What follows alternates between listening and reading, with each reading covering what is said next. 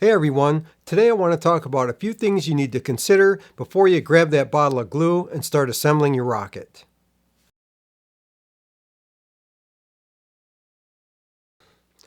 I have a collection of rail guides. This is a 10-10 rail guide that fits a 1-inch rail, a 15-15 rail guide that fits a 1.5-inch rail, conformal launch lugs, uh, rail buttons. This is a 10-10 button and also the 15-15 button.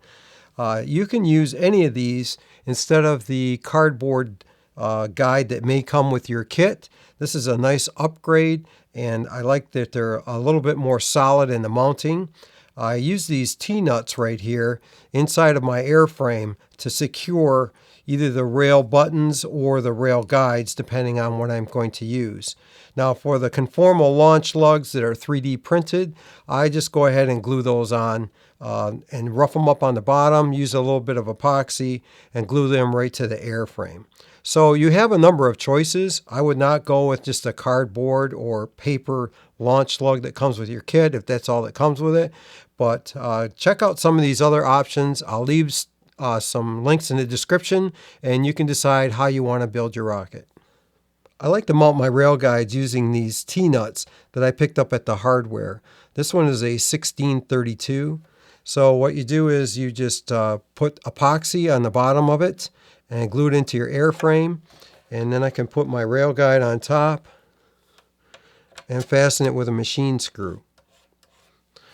This makes a very secure mount for it. One thing you want to check is that the hardware doesn't interfere with a centering ring or a motor mount tube inside, especially at the top where it could snag on a parachute or a shock cord or something like that. If the hardware extends too far into the airframe, you can either cut off the screw or you can put two-part epoxy putty on and make like a button that covers it, and then that way nothing will snag on the top of it. So there you go. That's a nice upgrade over a paper launch lug. One thing you'll need to consider in your construction is how you're going to glue in the motor mount assembly. I'm going to leave off this AeroPack retainer, and I'll glue it on there later. Also, I'm going to remove this centering ring so that I can have access to the bottom of the airframe so that I can add epoxy into the end of it.